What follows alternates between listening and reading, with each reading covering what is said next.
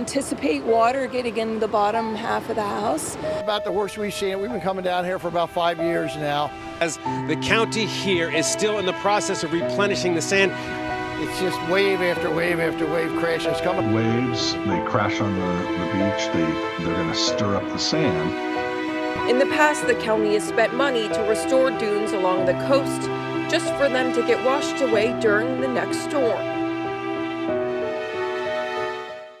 In order to learn more about dune erosion and its effects on local residents and organisms living along the coast, we asked Dr. Veenstra about how it occurs. So I've been in Florida for 13 years now. I was hired in 2010. And yeah, I've learned a lot while I've been here and really enjoyed it. Beaches are kind of like always in the process of eroding and then rebuilding, right? That is very natural, right? And so when I see dune erosion happening, certainly it's depressing to see, but at the same time, a part of me knows that this is a natural part of how beaches move around, and that we can expect over time, if the conditions are right, that the dune is going to be rebuilt again. The main drivers of coastal erosion are incredibly high energy events. So those are going to be your storms, nor'easter, like we would have in the winter, or a hurricane during hurricane season, right? That's really going to be the major driver of erosion. A nor'easter storm happens along the east coast of North America and is caused by winds coming from the northeast. Storms like the nor'easter often form hurricanes, which are caused by warm air from the ocean rising into a storm and forming an area of low pressure, which causes more air to rush into the storm. When the winds reach 74 miles per hour, it's a hurricane.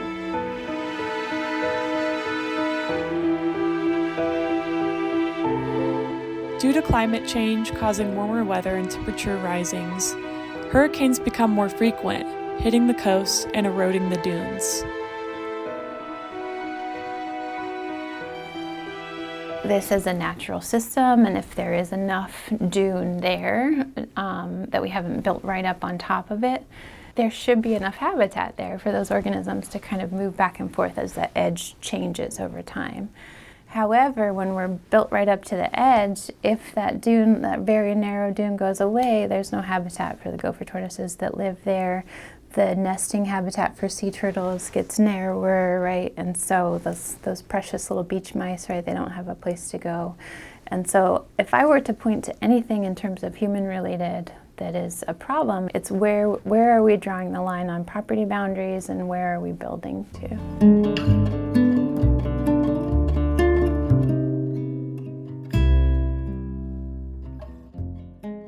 And certainly as you think about habitat getting smaller, one of the things that happens when we put up seawalls on our beaches, like the seawalls that are going up along Ponte Vedra and Vero Beach, takes that wave energy, it comes in towards that seawall and just heads right back out, right? There's not a lot of dispersion of that energy. It's not really reduced in any way. And so that actually can increase the amount of erosion that's happening in front of it. I get really concerned. You'll see sometimes along that beach where at high tide there's literally no beach at all, right? The water just comes right up to the wall. If that's happening regularly, if there's a sea turtle nest there, it will not be successful, right? Because they cannot be flooded like that and hatch and have living hatchlings. A volunteer, like anybody can do this. If you've seen on our beaches, the nests, the sea turtle nests are often marked with like 4 posts and a little yellow sign. Volunteers do that work. We are a coastal state, and so much of our economy is associated with that coast, and so it is something that we have to monitor. It is something that in many ways we have to protect against, and I think in many ways we should be planning more for it, in the sense that we should not build so close to that dune's edge or to the beach.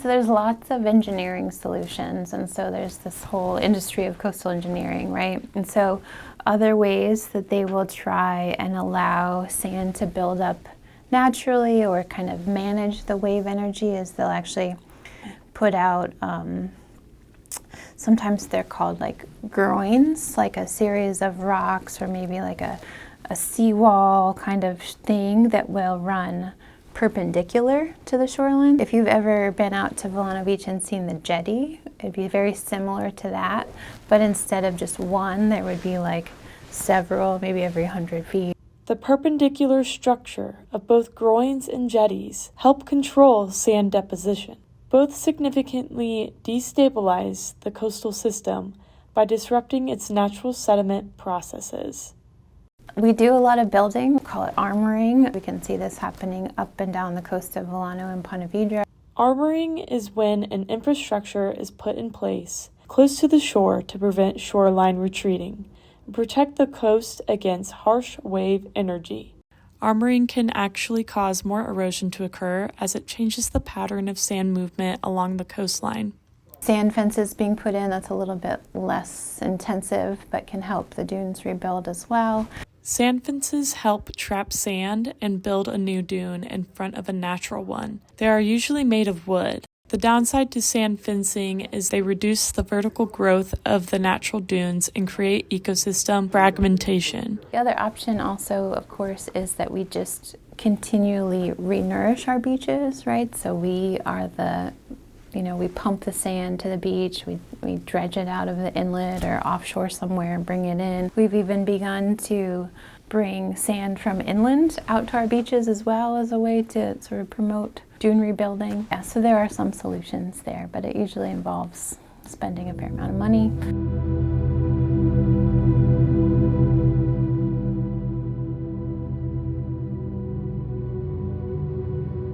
Sand just shouldn't sit still, right? It is something that is constantly in motion. As much as we try and engineer it, the ocean is a powerful place. I think if we want to live right along the edge there, we end up doing a lot more engineering and spending a lot more money over time to kind of do our best. But at the same time, it's just going to keep happening.